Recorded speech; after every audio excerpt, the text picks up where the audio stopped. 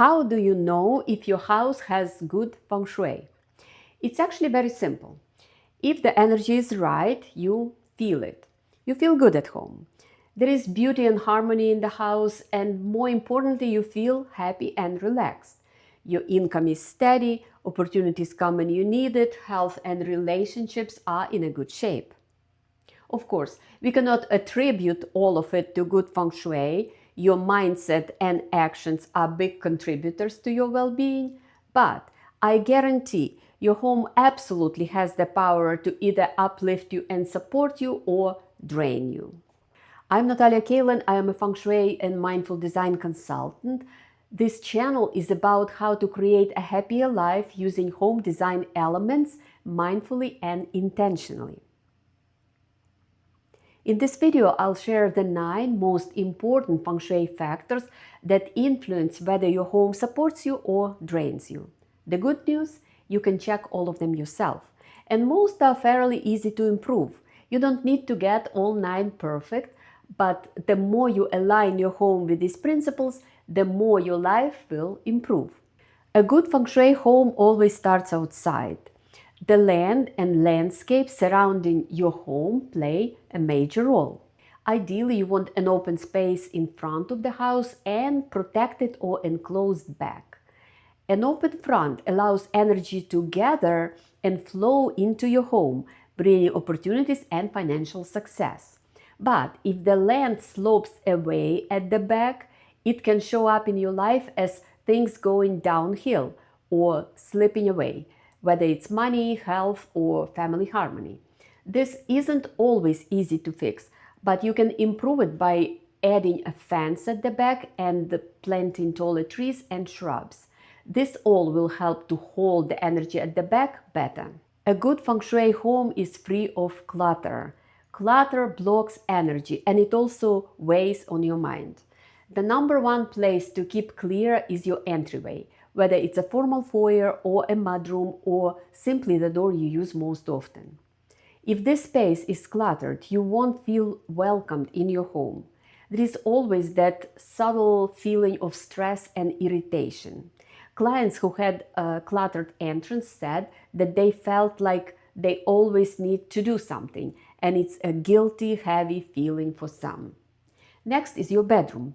Clutter here interferes with your ability to rest and recharge. Poor sleep affects everything: your mood, your focus, even your health. Then there is a kitchen. When it's cluttered, it becomes a place you avoid. You may not feel inspired to cook, which can affect how you nourish yourself. Plus, the chaos always leads to stress and emotional eating, like impulsively grabbing a snack from the fridge, which leads to weight gain. You got the idea. Clutter is bad for you. It's not about being perfect. It's about creating a space where you can feel more at ease. And everyone is different. Whatever might be cluttered to one person could be quite acceptable for another. Just find the sweet spot, what you feel comfortable with. If you want more details on clutter clearing, I have an entire video dedicated to it. From chaos to zen, unconventional feng shui decluttering strategies that always work. A good feng shui house has smooth energy or qi flow. The furniture should be arranged so that energy doesn't get stuck or rushes too quickly through the space. You may have heard that feng shui is the art of placement, and it truly is. When furniture is placed well, there is a natural sense of harmony and ease. So when does the energy get stuck? It happens when there are too many pieces of furniture crammed into a room, or when the pieces are mismatched and don't visually relate one to another. It also happens when something blocks the flow, like a piece of furniture that you have to walk around awkwardly or even bump into. Oversized furniture in a small room can create the same issue. When does the energy move too fast? The most common example is when the front door is aligned with the back door or a large window. In this case, energy rushes straight through from front to back and quickly leaves the house. What we want instead is meandering energy, the kind that slows down, circulates, and nourishes the entire space. If this is your layout, you can fix it easily. Place a large plant or a table with a plant in the energy path. You can also add a chandelier, a rug, or even a couple of chairs if space allows. This helps to slow the energy down and keep flowing more gently throughout your home. A good Feng Shui living room has a good furniture arrangement. The sofa is placed where it has a solid wall behind it. This gives you a feeling of support and safety. When there is a window or a door behind you, it can make you feel more exposed or unsettled, which makes it harder to relax. The overall arrangement of the sitting area also matters. A space that encourages face-to-face interaction, where chairs and sofas are oriented toward each other, creates a more natural and welcoming atmosphere for conversation. When the layout feels harmonious and inviting, the whole family benefits. People will be drawn together there, even those teenagers that usually hide in their rooms. A thoughtfully designed family room fosters connection, comfort, and sense of belonging. In a good Feng Shui bedroom, your bed is placed with a headboard against a solid wall. This setup creates a sense of stability and security. You will feel more secure, will sleep better, and wake up more rested. On the contrary, if your bed is positioned against a window, or if you have no headboard at all, this can affect your ability to unwind and fall into a deep restorative sleep. Also, be mindful of slated headboard. Sharp edges or features near your head create sharp or agitating energy, which disturbs your rest and overall sense of peace. In a good Feng Shui home office, if you have a dedicated room, you feel the most productive, creative, and empowered if you sit with a view of the door and a window and have a solid wall behind you. Sitting with a view of the door gives you a sense of control and security. It boosts your ability to focus. Having an open space in front of you, having natural light coming through a window, seeing the sky and greenery supports your circadian rhythms, improves mood, and boosts your creative thinking. These are the reasons in Feng Shui that this desk placement is called power position. If you face a wall, which many people do, you may feel restricted, uninspired, or even stuck. If you have sharp corners or the shelf near your head, you may experience agitation and mental fatigue. Even if you don't have a separate home office and using a corner in a guest bedroom or living room, this principle still applies. If you sit facing the wall, try placing an image with an open landscape in front of you, like ocean, a meadow, whichever makes you most happy. A good Feng Shui home has an abundance of natural light. Ideally, windows are generously sized, and there are features like sliding glass doors, French doors, or even skylights. Anything that brings in more daylight and connects you with the outdoors. In addition to natural light, your home should have layered lighting to support different activities and moods throughout the day. This includes ambient lighting, which is often recessed lighting or chandeliers in most homes.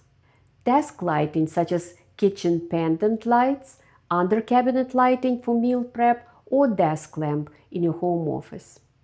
Accent or mood lighting includes table lamps, floor lamps, and lights on dimmers. These add warmth and flexibility, allowing you to adjust the energy of the space depending on the time of the day or your activity. Also, the color temperature of your lighting matters a great deal. If you are using only cool white or bluish light, the space can feel sterile or harsh. Warmer light, like 2700 Kelvin units, closer to natural sunset tones, feels softer, more welcoming and relaxing, especially in living areas and bedrooms. It all sounds like interior design rather than Feng Shui, but believe me, lighting is a big deal in Feng Shui. Without proper lighting and good amount of natural light, the home feels too yin, which means low energy. In the good feng shui home, wall colors and accent colors are not uniform. You may remember 20 years ago, everything was beige. The walls were beige, the furniture and rugs were beige. Then 10 years ago, the trend shifted to gray. Gray walls, gray furniture, gray flooring, and even gray art. It's not over yet, some homes still have a lot of gray. Here is the thing. Uniform environments lack energy. They feel flat and uninspiring. It could be appropriate in rooms where you want to have more relaxing energy, but not the entire home. It's the contrast that creates energy. Today, people are gravitating either toward white or off-white walls or bold, expressive colors. From a feng shui perspective, you don't need to paint every room according to the bagua. If your walls are white or soft neutral, you can bring life into the space with colorful art, textured rugs, pillows, or statement furniture. This naturally leads us to the last key ingredient. Humans evolved in nature, not in drywall boxes and plastic surfaces. Natural materials like wood, stone, textured fabrics, and plants are essential. They make us feel grounded, relaxed, and happy. Environmental psychologists have studied this in depth, and their findings align with what Feng Shui has said all along.